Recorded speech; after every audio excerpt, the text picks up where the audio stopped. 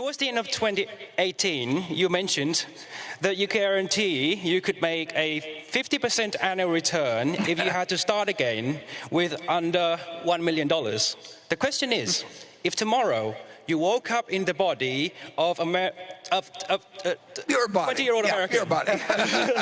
But that's fine. And your name was now Warren a la carte. And you had some money to invest on a full-time basis. What method or methods would you use to achieve that return? Would it involve flipping through 20,000 pages of Moody's manual or similar publications? Yep. Or finding, to find sticker butts? Or would it be hunting for great companies at a fair price as Mr. Munger would? Or would it be a combination of both, with opportunity cost serving as the final arbiter of which method to use, given that your investing opportunity has now broadened significantly? Thank you. ขอบคุณครับ Good question. I'm glad you came. And the answer would be, in my particular case, it would be going through the 20,000 pages.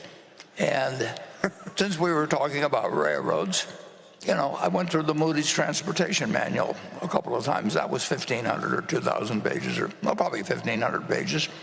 And I found all kinds of interesting things when I was 50 or when I was 20 or 21. And I don't imagine there's anybody here that knows about the Green Bay and Western Railroad Company, but there were hundreds and hundreds of railroad companies, and I like to read about every one of them. The Green Bay and Western, in those days, everybody had a nickname for railroads. I mean, that was just what Northern Pacific was, the Nipper, and Phoebe Snow was one of them in the east that used to go up to Cornell, and the Green Bay and Western was known as grab baggage and walk, and GB&W, and they had a bond that was actually the common stock, and they had a common stock that was actually a bond, and that could lead to unusual things, but they wouldn't lead to unusual things that would work for you with many millions of dollars. But if you collected a whole bunch of those, which I set out to do, and actually that's what impressed Charlie when I first met him, because I knew all the details of all these little companies on the West Coast that he thought I would never have heard of. But I knew about the Los Angeles Athletic Club or whatever it might be, and he thought he was the only one that knew about that, and that became an instant point of connection. So to answer your question, I don't know what the equivalent of Moody's manuals or anything would be now, but I would try and know everything about everything small, and I would find something. And with $1 million, you could earn 50% a year, but you have to be in love with the subject.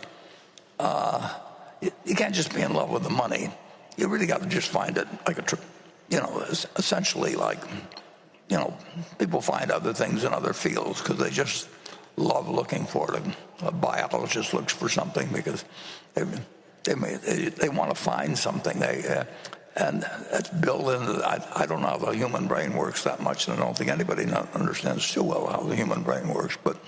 But there's different people that just find it exciting to expand their knowledge in a given area. I know great bridge players. I know great chess players, actually. Kasparov came to Omaha and met Mrs. B.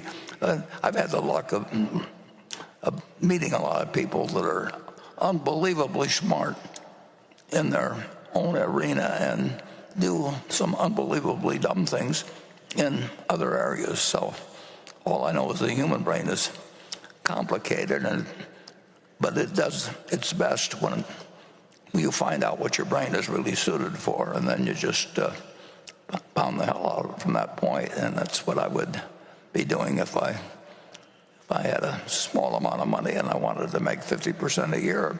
But I also wanted to just play the game, and you can't do it if you don't find the game of interest, whether it's bridge or whether, whatever it may be, chess, or in this case, finding securities that are undervalued. But it sounds to me like you're on the right track. I mean, anybody that'll come all the way to this annual meeting has got something in their mind other than bridge or chess. So I'm glad you came, and come again next year.